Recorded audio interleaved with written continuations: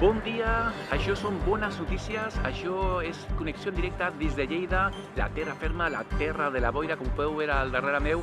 Avui fa una boira molt espessa i així potser és la teva vida, estàs en tenebres, en oscuritat. Doncs avui Jesús et diu, jo sóc la llum del món, el que camina amb mi no caminarà més en tenebres, sinó que tindrà la llum de la vida. Això és Gospel Lleida FM, som de Lleida, estimem Lleida, més estant ja amb tu.